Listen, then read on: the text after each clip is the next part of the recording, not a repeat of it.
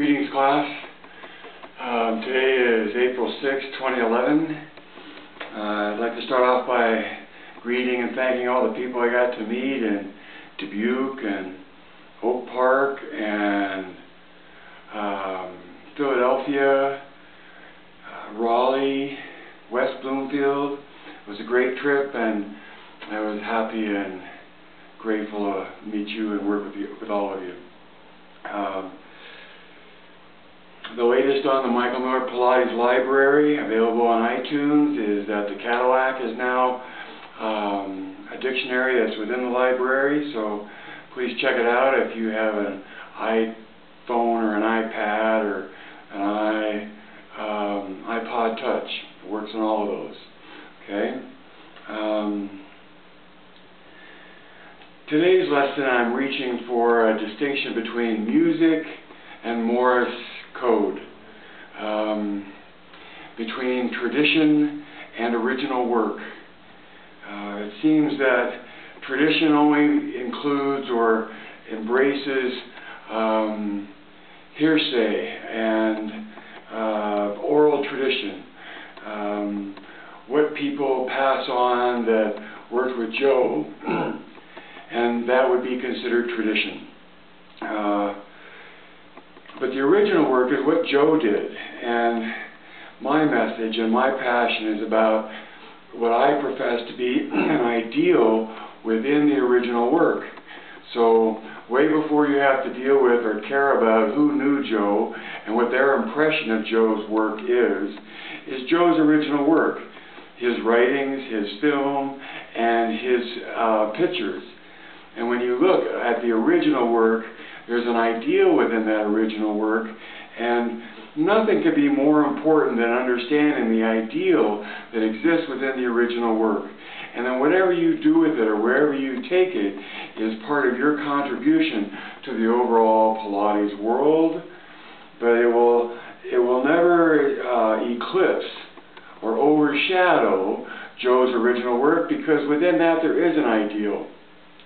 And when you understand that ideal, you can teach creatively and appropriately to the body that's in front of you and still have the confidence that you're teaching Pilates, and it hasn't been any other kind of modality. Now, what's the difference between music and Morse code? In Morse code, in music, there's structure, and people can make music all the time, as much as they want.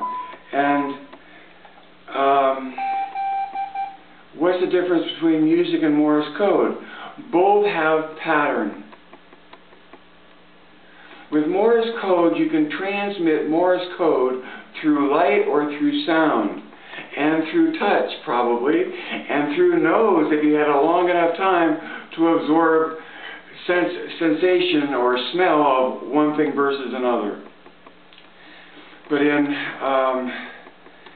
in Morse code, there is an ability to translate meaning, to translate message. And so much of Pilates is taken to be jazz music, where you can treat it like notes and can make music that whatever way you want, without ever acknowledging or understanding or even being aware that the original Pilates sequence has a message in it, has meaning in it.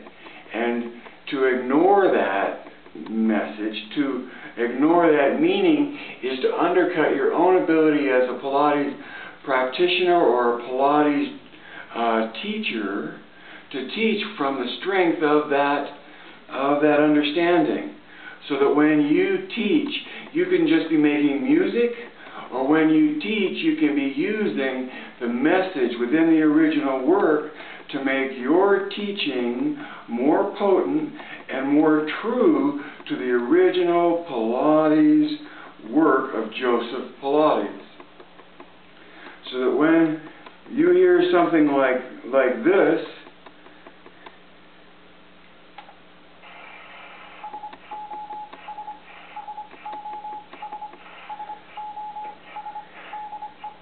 you're going to know that there's a meaning in that beyond just making music.